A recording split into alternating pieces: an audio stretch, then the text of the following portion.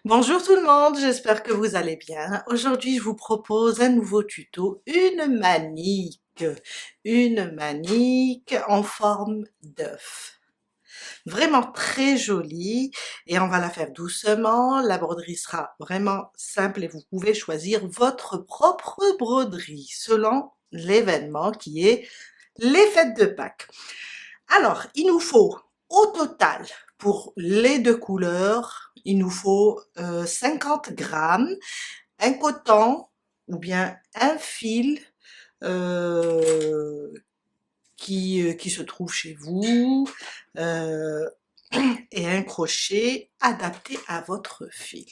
Alors, je vais vous donner la mesure de ma manique. C'est un fil, je l'ai dit, je vais le dire encore, qui se crochette entre 2 et 4. Moi, je vais prendre un crochet 4. Avec ce nombre de mailles qu'on va commencer, on va avoir à peu près dans les 16 cm pour la largeur et 19 cm pour la hauteur de notre manique. On va avoir besoin aussi une paire de ciseaux, une aiguille à tricot. Je pense que c'est bon. Oui, peut-être quelques couleurs pour broder. Restez avec moi, on va commencer. Je vais travailler avec un coton qui se crochette entre 2 et 4, vraiment un coton ordinaire. Et je vais prendre un crochet numéro 4. Vous pouvez adapter votre crochet à votre fil. On va commencer par faire 12 mailles en l'air. Alors, ma boucle du départ, je la compte pas. Je commence. Ça, c'est juste pour bloquer. 1, 2, 3, 4, 5, 6, 7, 8, 9, 10, 11 et 12. 12 mailles en l'air. Mon premier rang. On va sauter la première. Dans la deuxième, on va faire 2 mailles serrées, soit une augmentation. Dans la même maille, je reviens et je rajoute la deuxième. Maintenant, une maille serrée sur chaque maille sauf la dernière. Alors, à côté, une, à côté, 2, 3, 4, 5, 6, 7, 8 et 9. J'ai dit une maille serrée sur chaque maille, sauf la dernière. Dans la dernière, on va faire comme sur la première, on va faire 2 mailles serrées. On va augmenter 2 fois.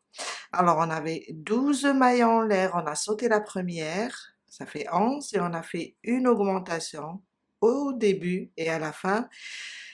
À la fin du premier rang, on a 13 mailles serrées. Mon deuxième rang, une maille en l'air, on tourne le travail. Sur la première maille, 2 mailles serrées, une augmentation aussi. Sur les prochaines, on va faire une maille serrée sur chaque maille, sauf la dernière. On augmente au début, on augmente à la fin. On commence avec une maille serrée sur chaque maille. À côté, une maille serrée, une autre maille serrée, jusqu'à arriver à la dernière. 11 mailles serrées au milieu. Mailles serrées individuelles. Sur la dernière, on va faire 2 mailles serrées. Sous le même point. À la fin du deuxième rang, on va avoir 15 mailles serrées.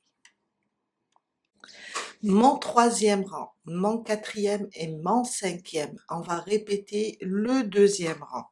Ça veut dire augmenter au début et à la fin. Mon troisième rang, une maille en l'air. Je tourne, je vais augmenter dans la première. Je vais faire 2 mailles serrées. On va reprendre nos mailles serrées maintenant individuelles jusqu'à la dernière. Une maille serrée sur chaque maille.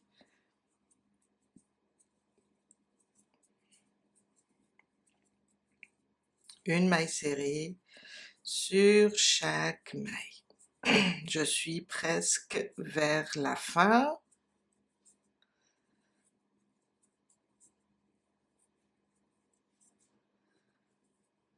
Et voilà. À la fin du troisième rang, il me reste une maille. Je dois augmenter dans cette maille.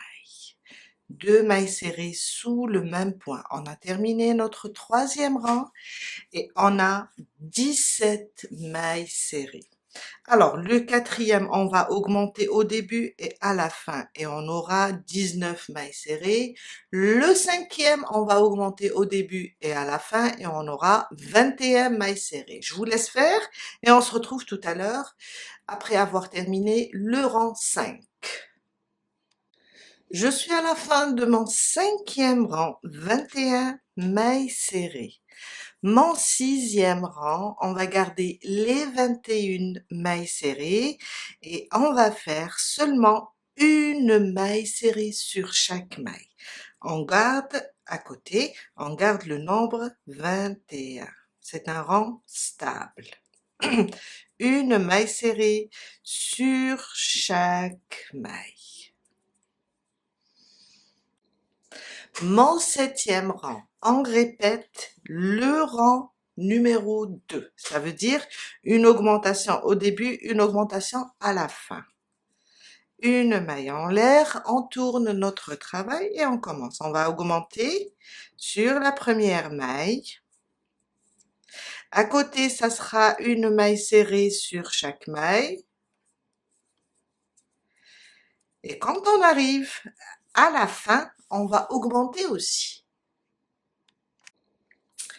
Je suis à la fin du septième rang, je vais augmenter la dernière 2 mailles serrées sous cette maille.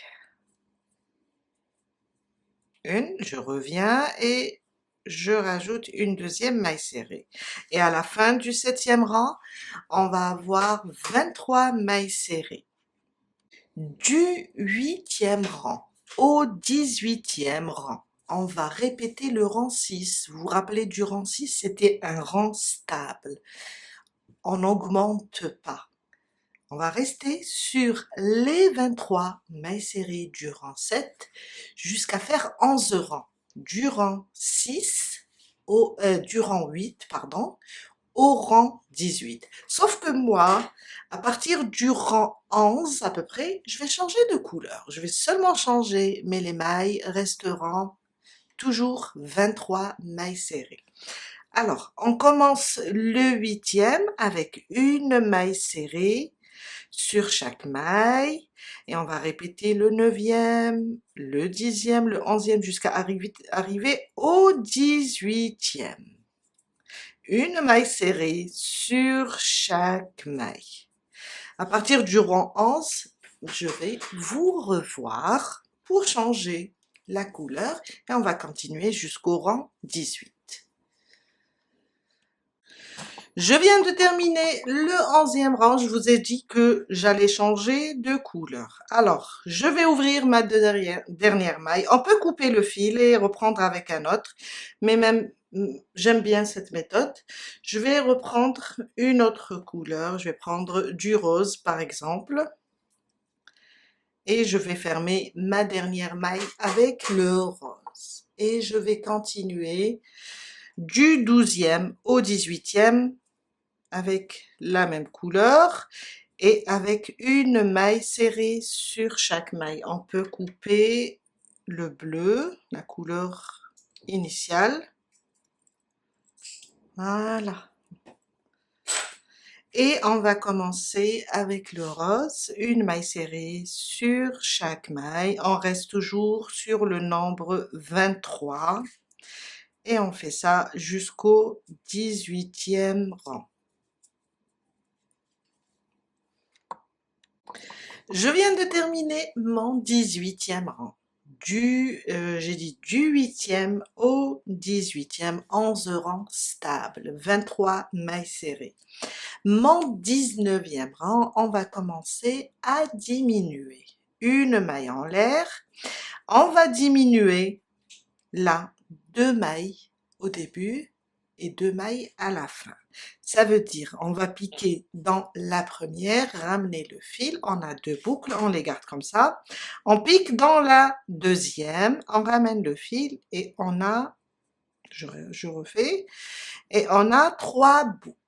Un jeté, je passe à travers les 3 boucles. Là, j'ai diminué une maille. On continue avec des mailles serrées individuelles maintenant jusqu'aux 2 dernières. Une maille serrée sur chaque maille jusqu'à ce qu'il nous reste 2 mailles à la fin.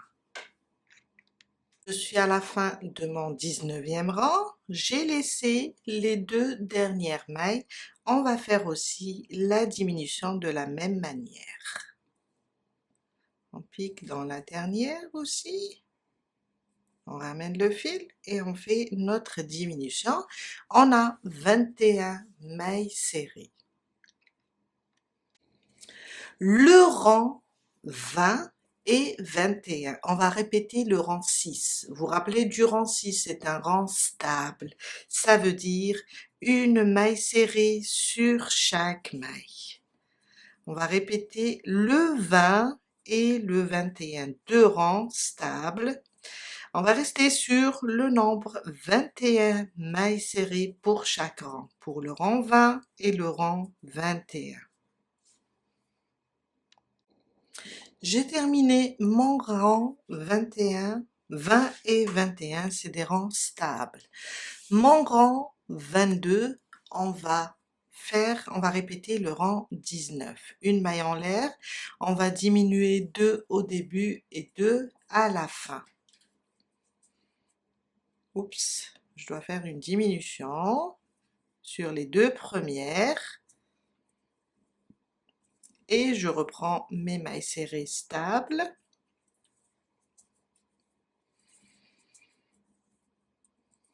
Jusqu'à la fin et je vais diminuer à la fin.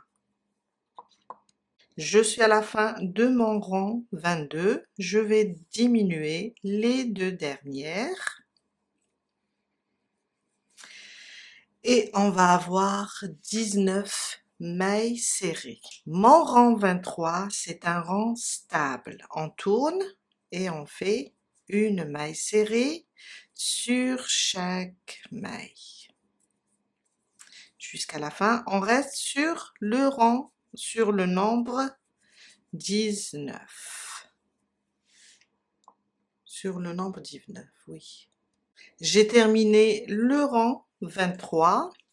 On va répéter la même chose pour le rang 24. On reste toujours sur 19 mailles.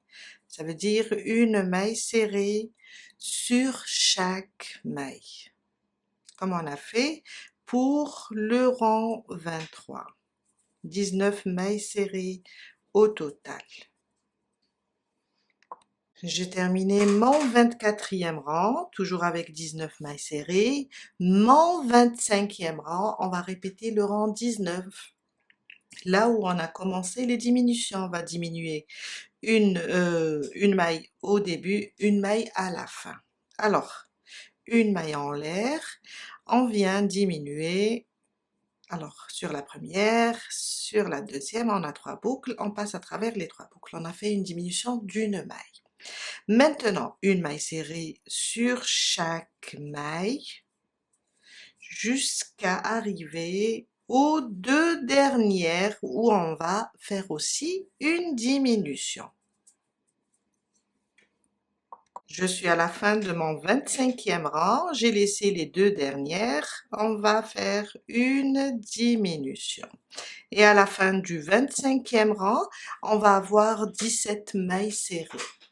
Mon 26e rang, on va répéter le 6. Le 6 et 2 faire une maille serrée sur chaque maille. On garde les 17 mailles serrées. Et ça, c'est mon 26e rang. Une maille serrée sur chaque maille.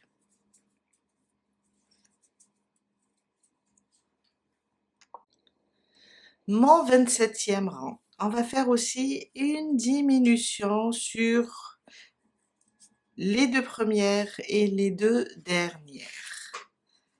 On va faire une diminution au début et on continue avec des mailles serrées stables,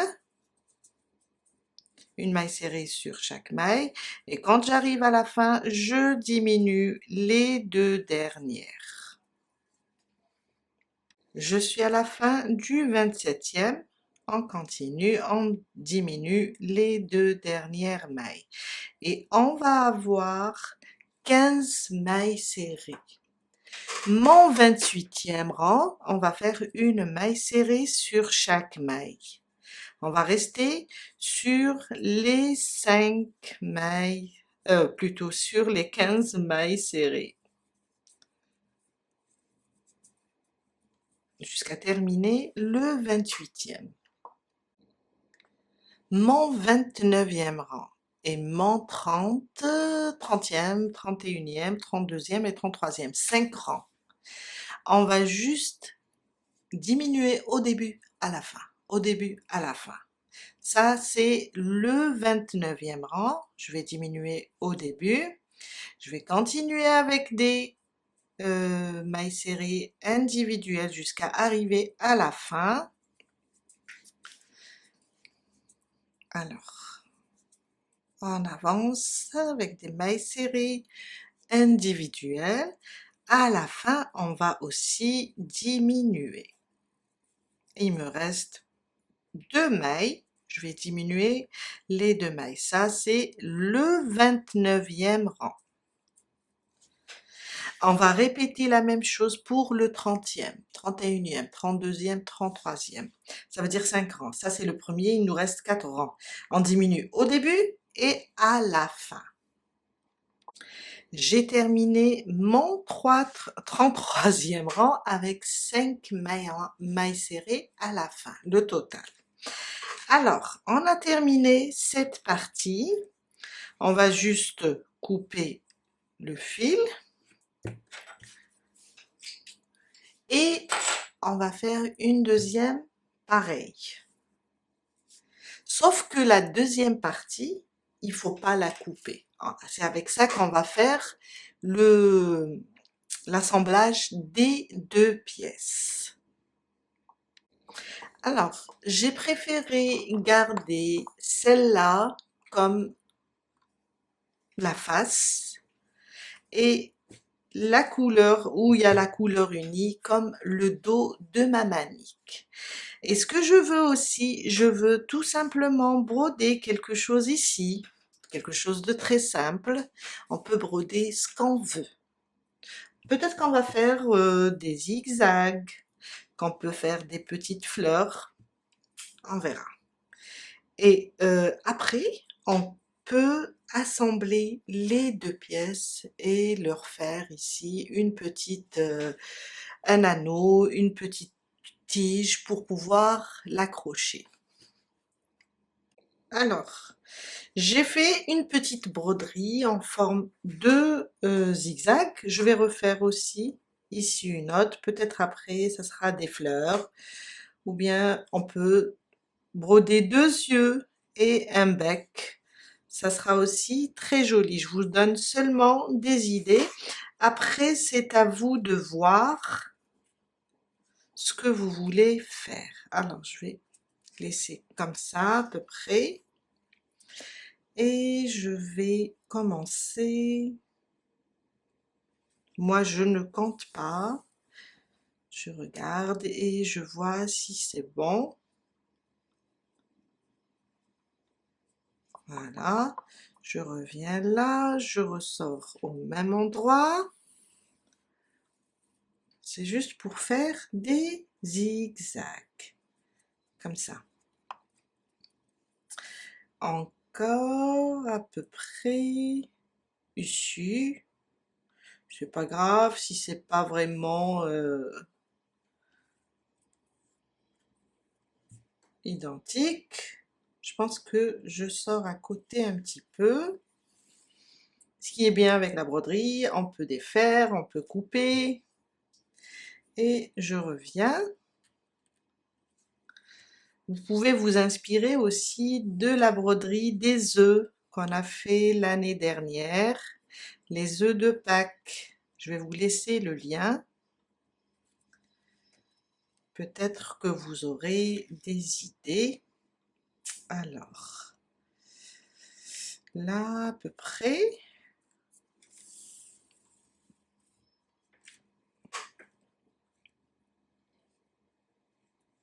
J'utilise 2 fils. Je pense que, ouais, pourquoi pas. Je ressors.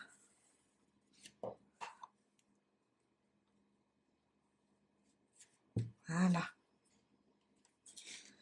Encore une, je dirais une dernière là. Voilà. Et on peut refaire ça plusieurs fois. Voilà. On peut remonter et refaire ça plusieurs fois. On continue peut-être avec un autre dessin, peut-être que je vais rajouter un autre cercle comme j'ai fait ici, ou bien tout simplement des petites taches là, on verra. Voilà, j'ai fait plein de zigzags. Alors, j'ai fait ici quelques, je pense, des petites fleurs. Je vais vous montrer. Alors, je suis là, je vais sortir. Je vais commencer au centre de la fleur. On peut s'éloigner un peu. Et on va juste piquer. Alors, on va piquer en hauteur pour faire le premier pétale. Alors, si vous brodez mieux que moi, tant mieux. Moi, j'essaye de faire des petites broderies d'enfants, car je ne maîtrise pas vraiment la broderie. En plus de ça, il y a plein de tutos pour nous apprendre à faire de jolies broderies. C'est juste comme ça. Mais après, le résultat, il va être vraiment formidable. C'est juste oser faire la chose, broder. Faites un petit, broder un petit canard, broder encore des œufs, broder ce que vous voulez. Regardez derrière. Alors, je voulais vous montrer mon dessin. Ça, c'est du vrai Picasso.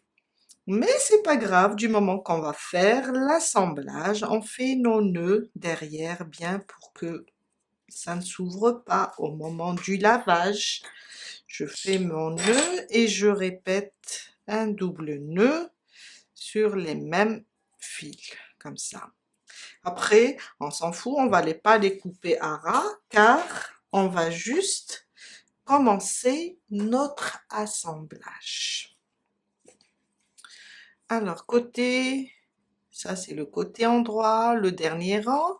On prend là le côté envers pour avoir le côté endroit de ce côté-là. Et on va commencer notre assemblage. Et voilà, j'espère que on va essayer de glisser à l'intérieur tous les fils et commencer. Alors, on peut faire une maille en l'air pour être à l'aise. On va venir ici sous le pied de la diminution, piquer là, et on va chercher ici aussi le pied de la diminution. On va commencer de ce côté, comme ça, et on va faire le tour. Alors, je vais faire sortir d'abord mon fil, voilà. Et on va commencer avec des mailles serrées. On va juste piquer un endroit avec l'autre, les deux pièces, sans trop s'éloigner. faut pas éloigner trop. Les mailles serrées, il faut pas trop serrer aussi. On va essayer comme ça et faire des mailles serrées pour assembler les deux pièces. Juste comme ça. Voilà, faut juste être comme ça, jusqu'à faire tout le tour. Je viens de faire tout le tour avec des mailles serrées et là on a assemblé les deux pièces. Maintenant on va faire, quand on termine jusqu'ici, on va fermer sur la première maille serrée, celle qu'on a commencé avec, et on va faire une chaînette à peu près 3, 4, 5, 6, 7, 8, 9, 10. Je vais essayer comme ça pour voir est-ce que c'est bon. Je vais rajouter encore 2 mailles, 2, et je vais venir ici sur le côté et je vais faire une maille coulée. On peut repartir, on va faire une maille en l'air, on peut repartir dedans comme ça, ou bien sur chaque maille on fait une maille serrée comme ça autour de notre chaînette pour pouvoir l'accrocher. Et voilà, on va essayer. Je vais pas compter les mailles serrées jusqu'à terminer à peu près ma chaînette. On peut laisser aussi, c'est un choix, la chaînette telle qu'elle est. On peut placer un anneau en plastique, comme ceux qu'on utilise pour les rideaux. Et voilà. Et je viens là, au même endroit, et je fais une maille coulée. Une maille en l'air, je coupe mon fil et je le glisse sous les mailles serrées. Et voilà, on a terminé. Alors j'ai un fil ici, on a terminé notre petite manique en forme d'œuf. Très jolie et très utile. Je vous dis à très bientôt avec un nouveau tuto. Bye!